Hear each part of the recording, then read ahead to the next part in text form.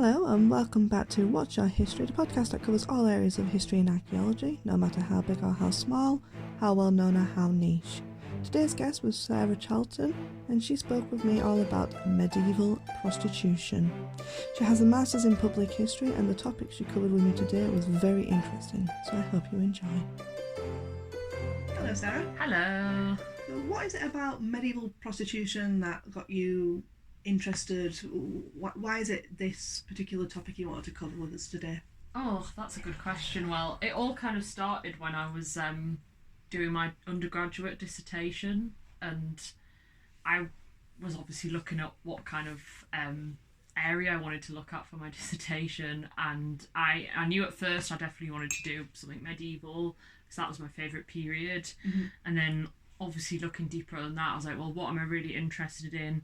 And I knew it was then going to be social history, and then from social history I then kind of went on to kind of looking at women's history and gender history, and that's how I went to my dissertation supervisor with, like, yeah, I know I want to do this.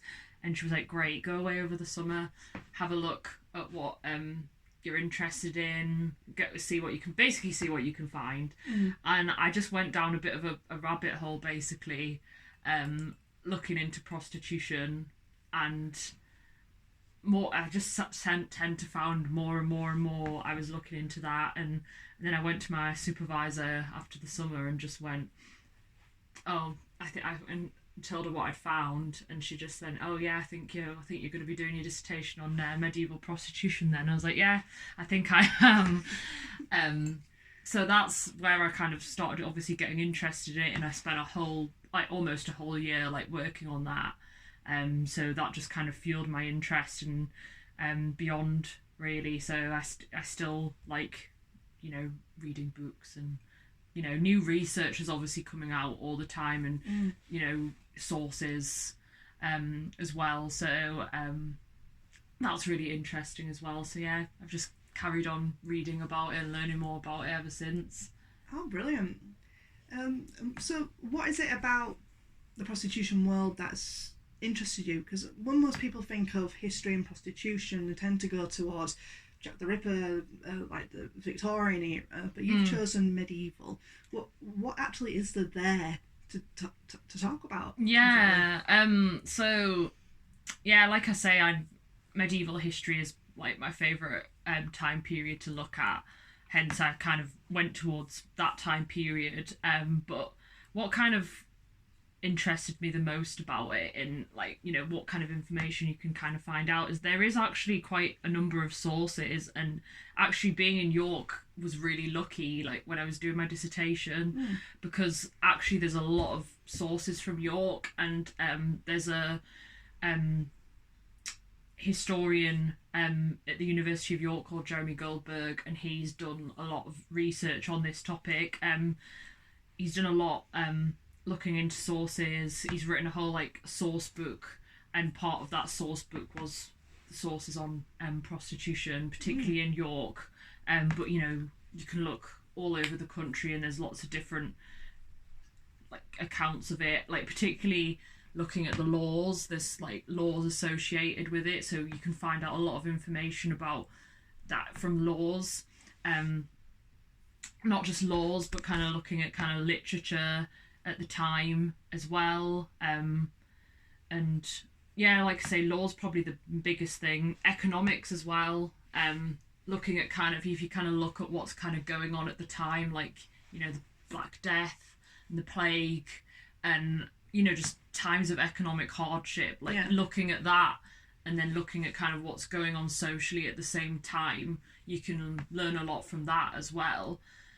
Which is really interesting. But the one thing that is sad that is missing from all of this is often the people involved's voices are often not heard, so you don't really get a lot of accounts of people actually in the profession and what it's like for them and their experiences. The only time you really get to see them is when they're either it's either in court, whether it's they're in court for what what they've done, or whether sometimes prostitutes were brought in kind of cases of if there was a divorce going on between a married couple, they were kind of brought in to see if the husband was able to perform. Yes, yeah.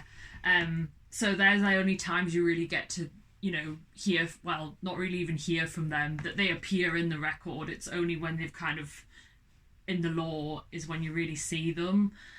So like I say, you never really get their opinion from it. They're just in court, going through the motions.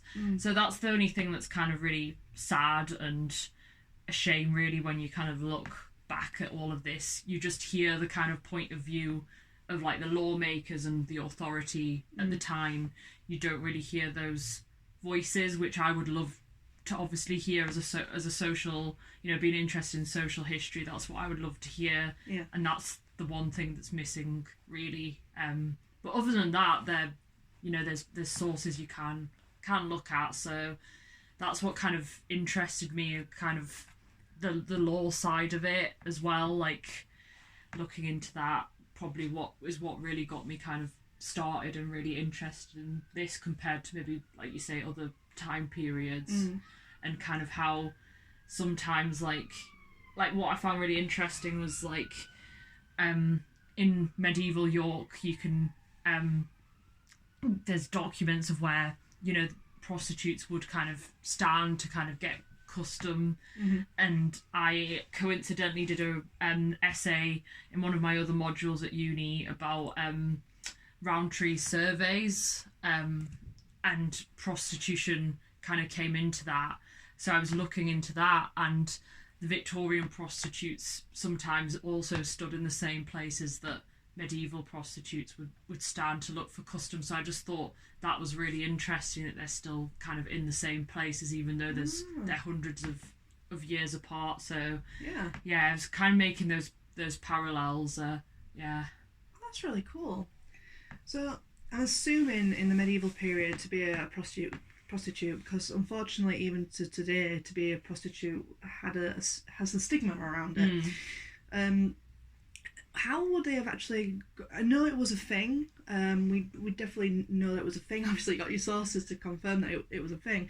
But it's like, how did these individuals actually manage to make a profession out of this? Because I'm assuming that as much as it's part of society, it might have been more shunned in society at that point than it is today. Yeah. So yeah, like you say, it's obviously very sad how they were treated. Like, that's another thing I found, like, researching this. It made me feel very sad and angry about the way people were treated for being in this profession. But like you say, so at the kind of time I looked at, so prostitution, basically wasn't allowed. But to kind of, the authorities still knew, obviously, it was going to happen. It was going to, that still was going to go on, whether they banned it outright or not. Yeah.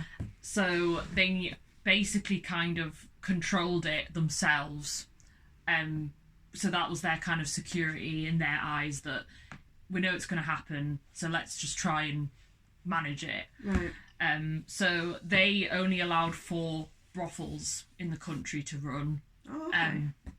Ironically, the one in Suffolk, which there's a lot of sources for, and probably the one I looked at the most out of the 4, was on a bishop's land.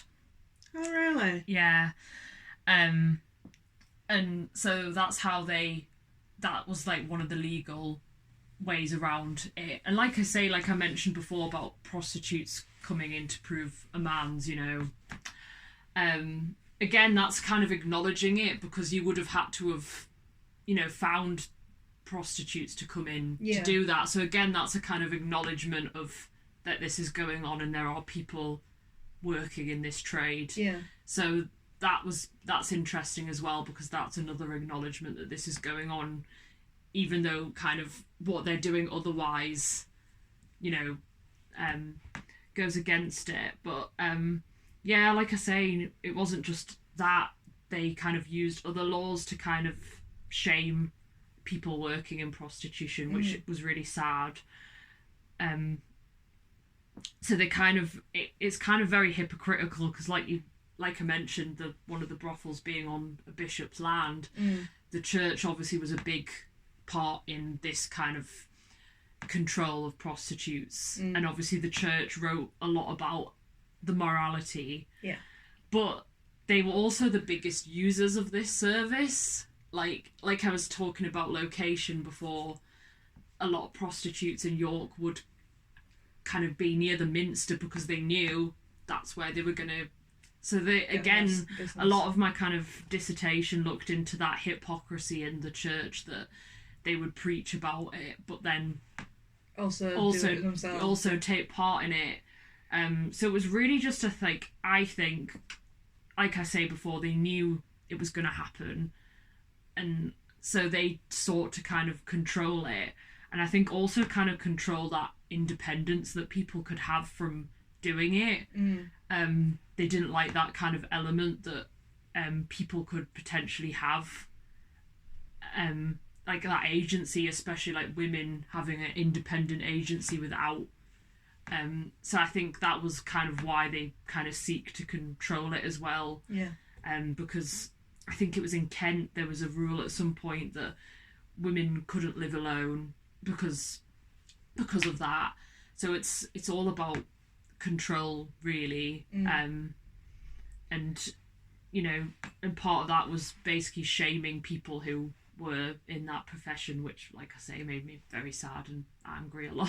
Yeah, that's fair enough. Yeah.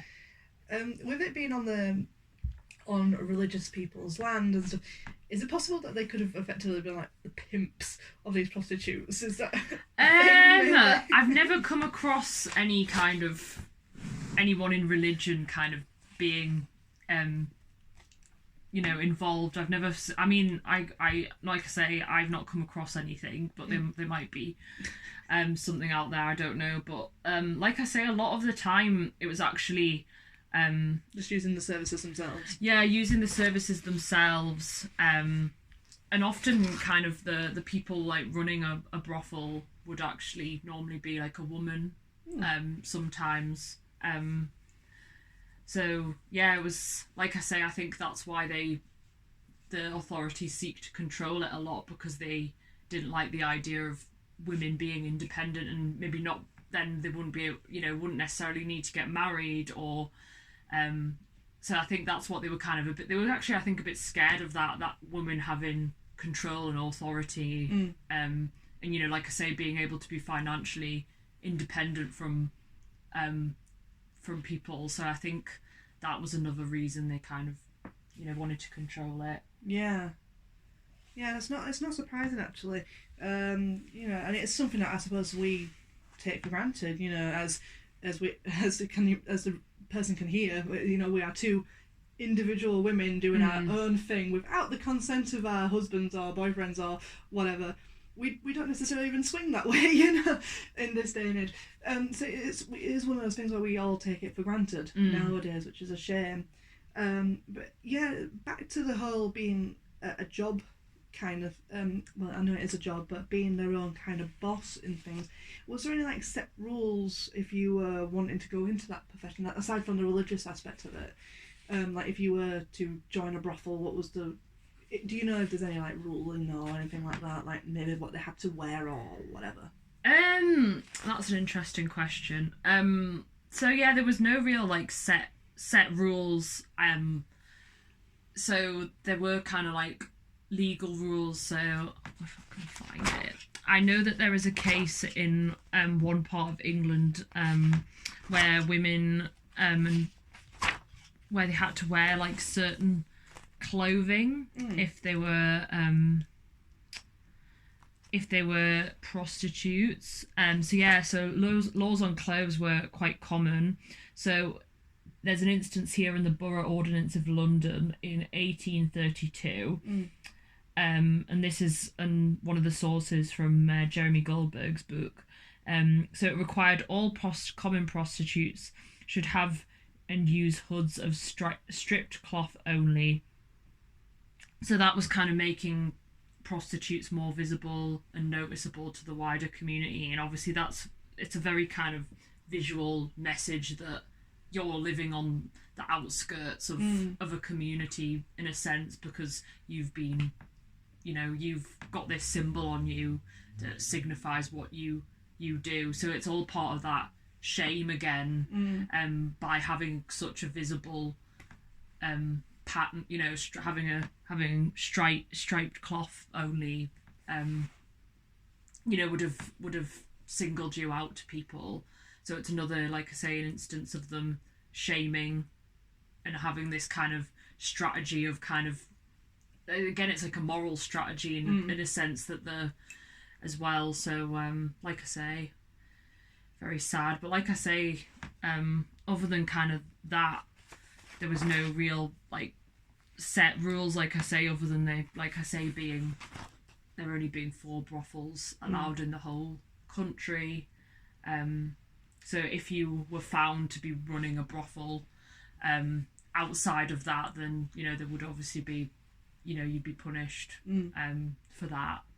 And again, that could also be very humiliating for someone as well. So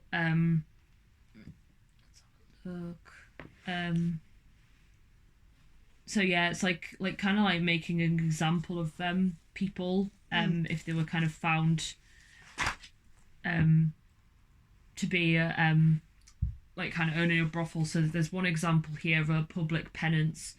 So this was in London in 1385. So Elizabeth Moring, she was accused of being a prostitute and a procuress, and this meant that she was put upon a thew, there to remain for an hour a day. Afterwards she was taken to the same gate in the city, and to the effect she would never again enter the same, on the part of imprisonment for 3 years. It should please the mayor and aldermen that she should suffer such a punishment. And that comes from A Procuress, Women's Lives in Medieval Europe, a source book edited by Emily Amt. So the fact that she had to sit in the stocks for half an hour, and then obviously kind of you'd be mocked, and the fact you were kind of like banned from the area, and if you did come back, you'd be put in prison for 3 years. It's all part of that shame again. Being paraded in the town like that, to be mocked and ridiculed, was all part of that strategy that the authorities, like local authorities and then obviously central authorities, had to shame women as well, shame prostitutes as well. Is there any success stories from people who are running these sort of businesses?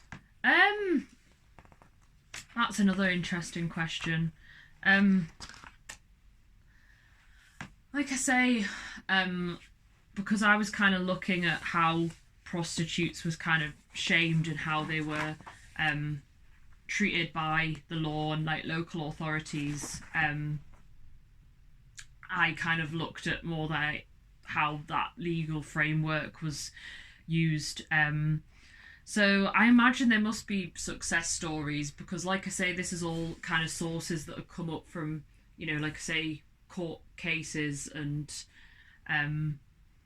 stuff like that. But I imagine there probably is some success stories. And like I say, if you were one of those 4 places in the country running the brothels, I imagine that was probably quite successful if you were part of that kind of network of people.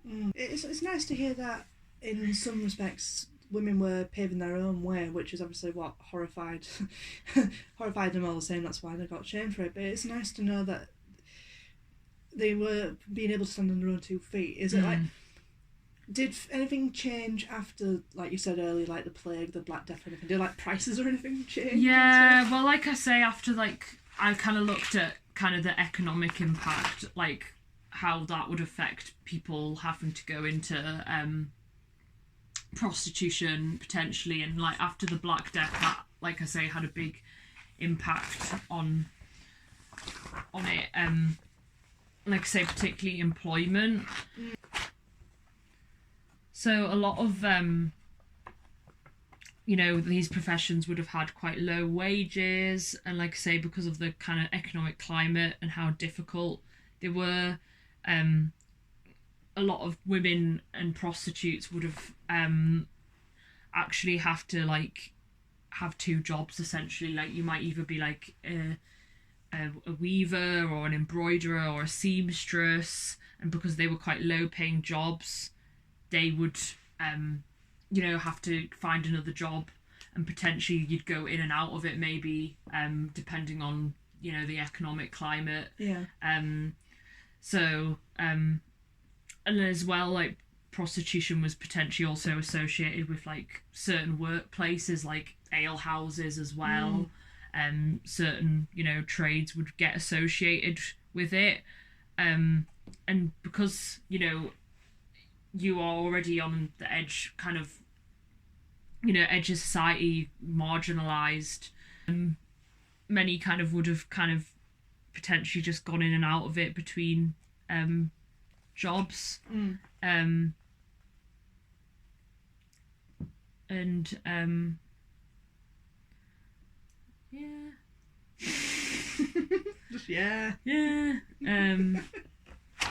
So it was for some people it might have been a necessity to kind of have two jobs like that to keep you going.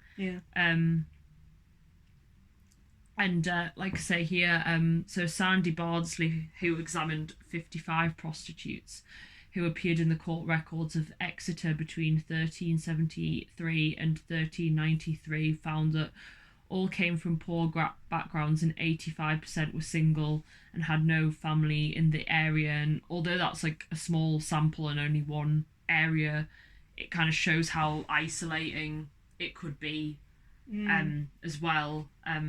If you've got no like connections in an area, and obviously, like I say, if it's kind of time of economic hardship, you've got to find a way to survive. And like I say, the Black Death would have affected things as well. Like Judith Bennett argues that the Black Death kind of would have had an effect, a lot more single people, a lot more people like widowed. So again, you would kind of be on, if you were single, that could affect you as well, have that economic hardship and have an effect on employment as well. And because that's such a harsh environment. And again, because there's that kind of lack of jobs for everybody, it's going to be obviously more competitive. So like I say, people are less likely to and Jeremy Goldberg even argues here that perhaps that during depressed economic years, it might explain why prostitutes appear more in borough court records. So there's a clear like correlation there that potentially prostitution and times of economic hardship kind of go together, unfortunately. So what kind of is he kind of arguing that because there's a crisis of things happening in society, that prostitution's taking the money away? Is that the kind of argument he's doing there, or at least what they thought? Sorry, could you repeat that, sir? So as prostitution was a shunned business at the time, and in some respects still is, depending on the whereabouts in the world you are, especially at this time of like a crisis when money is very tight anyway. Is this why they're getting more shunned, because of the idea that individuals are spending their money on this woman rather than spending money in their other businesses? Is that the kind of thing he's trying to get at there? Maybe I don't. No, I'd say more that it's just not necessarily anything to do with people going to prostitutes. I'd say it's more just that he's trying to argue that more people will be turning to prostitution or having like it as a second career, or their only career if they're struggling to find a job. Right. So there's a correlation between that, more people saying that more people are appearing in the court records in prostitution cases during those times of economic hardship, because there's obviously going to be more people in the profession potentially during economic, times of economic crisis. There's more likely to be more people, like I say, 2 jobs or, their only job. So that's why there might be more. Fair enough, yeah. And it makes sense, especially as from what you've said there alone, being a woman at this time in history, especially a single woman, was very, very difficult. You kind of get... you're damned if you do and you're damned if you don't in this kind of timeline, because even if these women didn't turn to prostitution, society would still look down their noses at them at being single individuals. Yeah. So they might as well try and gain a bit of power in a way by doing this. Like it's like I said before about it being quite sad, as although this potentially was a way to be, so at times, be independent financially, and like I say, there was that fear of that potentially in authorities, but obviously you've got the shame as well, so it's very difficult for anyone to navigate, because you might find success with it and be happy, but there's that also, that the legal side of it, depending on where you lived and where you were working, what the laws were in your area, and because of that you're going to ultimately be shamed for what you are doing. So it comes with 2, and that's what makes it so sad, just shaming someone for just trying to do their job as well. And like I say, that hypocrisy that comes from it as well, so that it makes it all quite complicated, all that kind of all going alongside together, makes it all quite complicated. Is there any accounts of any form of male prostitutes rather than just female prostitutes? Well, there is a very interesting case of this person going into court. They go by John or Eleanor Reichner. Here they are biologically male, but I'll refer to them as Eleanor because that's who they refer to them. They refer to themselves as Eleanor, but they're also known as John. So that's a very interesting case because it's quite rare to find that kind of account, and it's a very detailed account from Eleanor about their experiences working as a prostitute. It's interesting because I'm not sure how that person would have identified, whether they were gender fluid, whether they non-binary.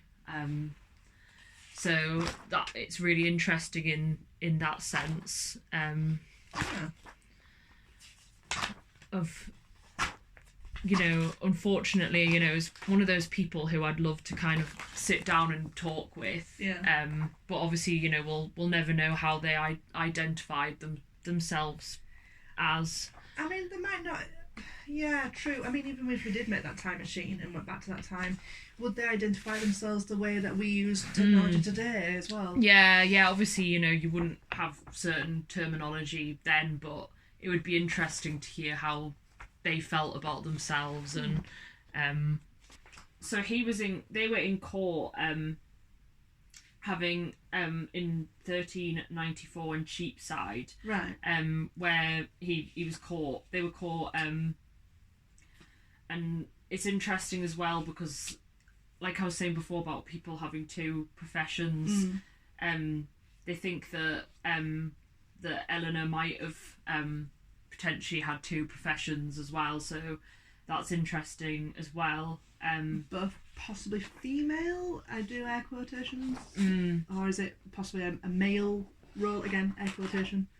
I'm not sure kind of in the second job, but while being a prostitute, they would have dressed in feminine clothes, and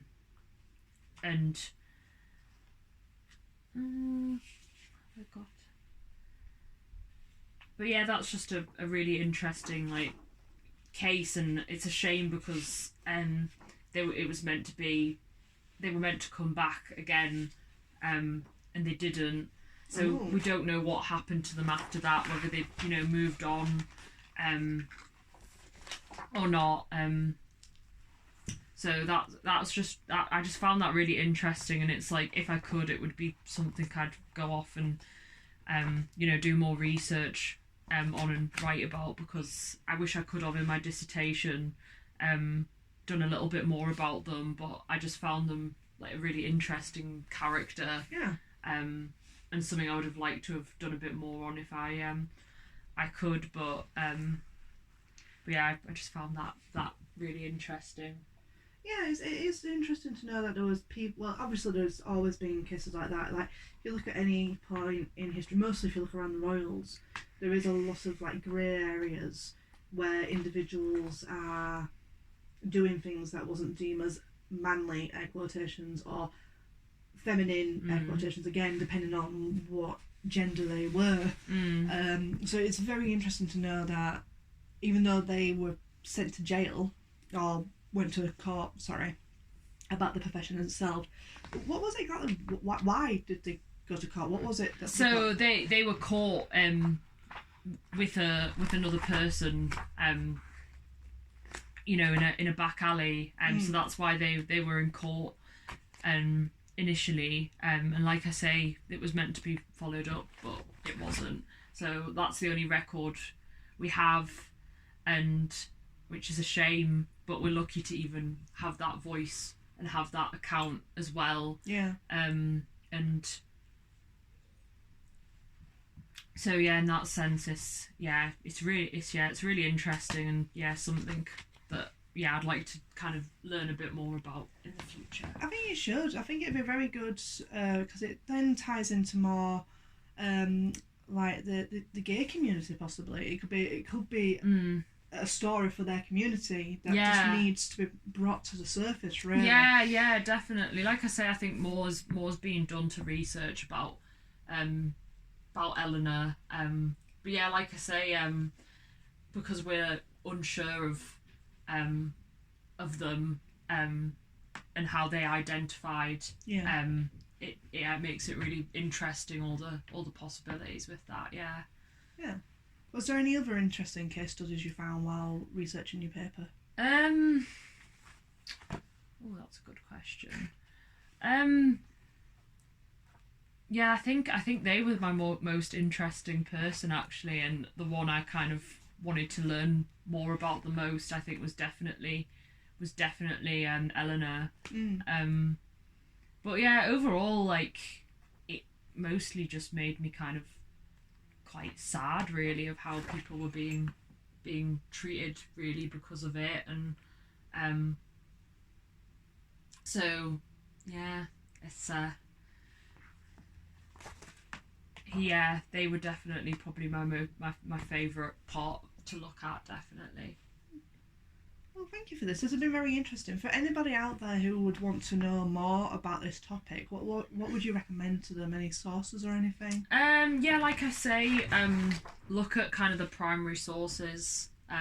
You'll find a lot of interesting things, like definitely look at different areas of the country, because each area was different, because obviously they have their own local authority. Yeah. So the rules across the country aren't universal. So that's what's really interesting as well, looking at all the different kind of how different local areas dealt and all the different laws they had. So definitely that's a good kind of starting point. So like I say, Jeremy Goldberg's really good. They've done a lot of like primary sources. Ruth Mazo Karras is another really excellent historian to look at. She's done a lot about kind of women's history in medieval England, and has written about prostitution as well. They're really good to look at. So yeah, I'd definitely say the primary sources are the most, best way to kind of find out more. And obviously it just depends what kind of area you're interested in. I kind of focused on law and economics, but there's so much more you can kind of look into it. And it's obviously, if you're interested in social history, it's like a perfect part of social history, but it's just, like I say, the most kind of sad thing about it all is you don't really hear a lot from the actual people involved in this. Yeah. So that's the one thing that's really kind of missing is that, but that's kind of the case for if you're a medieval, social historian in general. The kind of frustrating part is you don't get The voices of working class, people. So yeah, sources are definitely the way to go if you want to find out more. And just like I say, looking at different historians that have focused on that period, look at their writings. Like I say, Jeremy Goldberg or Ruth Mazo Karras are two really good examples, but there's so many others out there. I've just read Janina Ramirez's new book about medieval women, and there's a part at the end about working class women and prostitution obviously comes about there, and she also talks about John/Eleanor Reichner as well. So if you want any more information, they're good people to go and have a look into. Yeah. Oh, wonderful. Well, thank you for this. It's been very, very interesting. No, thank you for having me. No, it's all right. Hopefully there'll be more things from you in the future. Maybe you'll work on your little thing. Yeah. Maybe. Who knows? Is there anywhere that you'd want people to find you? Like, is it where could they find this paper if they want to look at it? If anyone's interested in reading it, it's not online or anything anywhere. But if you contact Kaylee, she can pass on my details, I'm sure, and I can get a copy your way. So if you want to hear any more, or just again, if you got any questions or anything, drop a line to Kaylee and she can let me know. So hopefully hear you then. Thank you. No worries. Thank you very much.